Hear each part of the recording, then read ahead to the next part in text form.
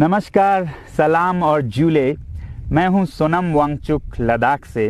आप में से कुछ लोग हमें जानते होंगे हमारे शिक्षा सुधार के कामों के बारे में, या फिर पर्यावरण के काम में, आइस स्तूपा, आर्टिफिशियल ग्लेशियर जैसे कामों के लिए, या फिर आई लिव सिंपली जैसे ग्लोबल मूवमेंट्स जो कि सादा जीवन अपनाकर क्लाइमेट चेंज को रोकने के लिए लोगों को प्रेरित करती है। मगर दोस्तों, आज मैं इन चीज़ों के बारे में नहीं, बल्कि आप लोगों को एक बहुत ही ज़रूरी संदेश देने के लिए आया हूं, जो कि चीन और भारत के बीच अभी जो टकराव और तनाव की स्थिति बनी है, इसके बारे में आपकी क्या जिम्मेदारी है। मैं लद्दाख में हूं और आप देख रहे हैं सिंधु नदी को बहते हुए यहाँ, और वो जो पहाड़ियाँ हैं उनके पीछे नुब्रा और चांगथांग के वो इलाके हैं जहाँ पर ये तनाव बढ़ता जा रहा है। हजारों सैनिक वहाँ ले जाए जा चुके हैं। सुनने में आया है चीनी वायुसेना के जहाज भी वहाँ तैनात किए गए हैं, और एक घंटे पहले भारतीय वायुसेना के जहाज भी मेरे ऊपर मंडरा रहे थे। सामान्यतः जब सीमा पर तनाव होता है तो हम आप जैसे नागरिक ये सोचकर सो जाते हैं रात को कि सैनिक इसका जवाब दे देंगे। मगर मैं आज आप लोगों को ये ज़रूरी बात बताना चाहता हूं कि इस बार सिर्फ सैनिक जवाब नहीं, दो तरफा जवाब हो और उसमें नागरिक जवाब भी हो। तो आप जैसे नागरिक दिल्ली, मुंबई और बेंगलोर और अनेक शहरों से क्या कर सकते हैं इसमें, ये समझने के लिए पहले हमें समझनी होगी चीन की ये हरकत और वो ऐसा क्यों कर रहा है।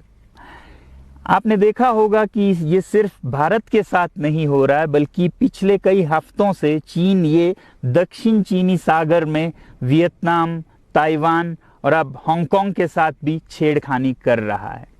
और मेरा ये विश्लेषण है कि वो ये सब किसी देश के साथ दुश्मनी के वजह से ज़्यादा अपने अंदर की समस्याओं को सुलझाने के लिए कर रहा है।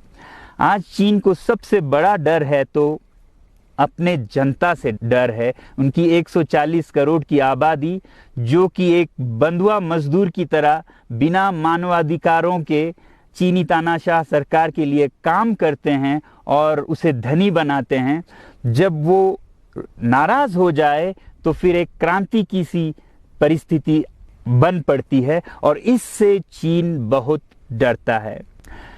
आज कोरोना के प्रकोप के बाद चीन में फैक्ट्रियां बंद हैं, एक्सपोर्ट्स बंद हैं और बेरोजगारी 20% तक बढ़ चुकी है। लोग बहुत नाराज हैं, क्रांति हो सकती है, तख्ता पलट हो सकता है। इसीलिए चीन पड़ोसियों से दुश्मनी करके अपनी जनता को अपने साथ जोड़ने में लगा हुआ है, और ये पहली बार नहीं कर रहा है। 1962 में जब भारत के साथ जंग की तो वो जंग भी उसने अपने जनता को संभालने के लिए की थी। तब 4 साल का अकाल और भूखमरी हुई थी, और इससे ध्यान हटाने के लिए ये जंग की थी। चीन के लिए अपनी जीडीपी और जो खुशहाली है उसे बढ़ाते रहना बहुत ही ज़रूरी है, और जिस दिन जीडीपी घट जाए वहाँ की जनता क्रांति के लिए तैयार है। मैं तो कहता हूँ कि इस बार भारत की बुलेट पावर से भी ज़्यादा वॉलेट पावर काम आएगी। जो नागरिक पैसा खर्चते हैं चीन के सामान को खरीदने में, ज़रा सोचिए, हम आप भारतीय उद्योग को मारकर चीन से मूर्तियों से कपड़ों तक हर साल 5 लाख करोड़ के सामान खरीदते हैं, और फिर यह पैसा आगे जाकर हमारे सीमा पर हथियार और बंदूक बनकर हमारे सैनिकों के मौत का कारण बन सकती हैं। तो इसलिए अगर हमारे देश के 130 करोड़ लोग और 3 करोड़ जो भारतीय बाहर के देशों में हैं, सब मिलकर भारत में और बल्कि दुनिया भर में एक boycott made in China movement या अभियान शुरू करते हैं, तो आज दुनिया भर में चीन के प्रति रोष है। हो सकता है कि सारी दुनिया साथ आए और इतने बड़े स्तर पर चीनी व्यापार का बॉयकॉट हो कि चीन को जिसका सबसे बड़ा डर था वही हो, यानी कि उसकी अर्थव्यवस्था डगमगाए, और उसकी जनता रोष में आए, विरोध और तख्ता पलट। और अगर हम ऐसा नहीं करते हैं तो कितनी बदनसीबी की बात होगी भारत के लिए, ज़रा सोचिए। एक तरफ हमारे सेना सीमा पर जंग लड़ रही होगी और दूसरी तरफ हम आप चीनी सामान, मोबाइल से लेके कंप्यूटर्स, कपड़ों से लेके खिलौनों तक को खरीद कर उनकी सेना को पैसा भेज रहे होंगे, चीन की सेना को। ये तो हुई हार्डवेयर की बात। दूसरी तरफ हमारी युवा चीनी सॉफ्टवेयर, एप्स, गेम्स जैसे टिकटॉक, शेयरिट, इन सब में मस्त, उन्हें दूसरी तरफ से करोड़ों करोड़ों का पैसा भेज रहे होंगे। तो इसलिए बहुत ज़रूरी है कि हम एक नागरिक जवाब ज़रूर दें और इसे एक अभियान बनाएं, ग्लोबल मूवमेंट की तरह। ये बॉयकॉट मेड इन चाइना का जो अभियान है वो भारत के लिए भी एक वरदान साबित होगी। जैसा कि हमारे प्रधानमंत्री ने एक विजन हमें दिया था स्वावलंबन का, सेल्फ रिलायंस, वो तब हो सकता है जब हमारे अपने उद्योग फलें फूलें।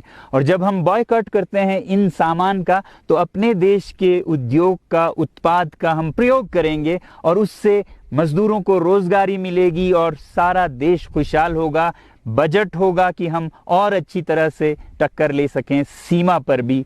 तो इसके लिए मैं आप लोगों से अपील करता हूं कि जहां तक ऐप्स और सॉफ्टवेयर की बात है तो हमारे युवाओं को एक हफ्ते में उन्हें अनइंस्टॉल करना चाहिए। Boycott made in China, software in a week and hardware in a year.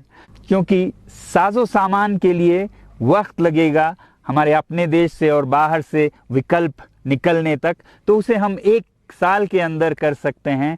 तो ये हम न सिर्फ अपना प्रतिज्ञा करें बल्कि 100 और लोगों को इसके बारे में समझाएं, शेयर करें सोशल मीडिया पर, और हमारी जो मीडिया है वो जनता तक, देश के कोने कोने तक पहुंचाए।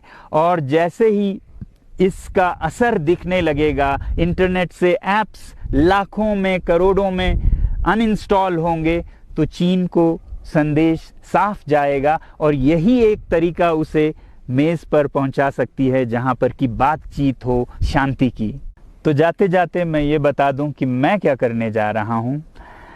इस फ़ोन पर जो भी चीनी ऐप्स हैं उन्हें तो मैं एक हफ्ते में हटा रहा हूं, बल्कि ये फ़ोन जो कि चीन में बना है इसे भी मैं एक हफ्ते में अपनी ज़िंदगी से अलग कर रहा हूं। और एक साल के अंदर हर वो चीज़ जिस पे मेड इन चाइना लिखा है उसे ज़िंदगी से निकालने जा रहा हूं।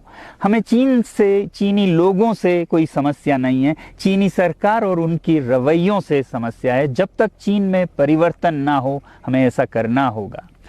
और आप लोगों से मैं अपील करता हूं कि आप अपने शहर में, अपने मोहल्ले में ऐसे इवेंट्स करें जहां लोग प्रतिज्ञाएं करें कि चीनी सामान का बहिष्कार करें जब तक चीन में परिवर्तन ना हो। और मैं सालों से कहता रहा हूं कि 21वीं सदी में देश के लिए जान देने की नहीं बल्कि जिंदगी देने की ज़रूरत है। लद्दाख में बढ़ते हुए ये देश के लिए जान देने का कारोबार बहुत देखा, और जहां एक तरफ मैं सलाम करता हूं उन लोगों के लिए, उन लोगों को जिन्होंने देश के लिए जान दिया, मगर इस 21वीं सदी में मेरा ख्याल है कि देश के लिए जान देने की नहीं, जिंदगी देने की ज़रूरत है।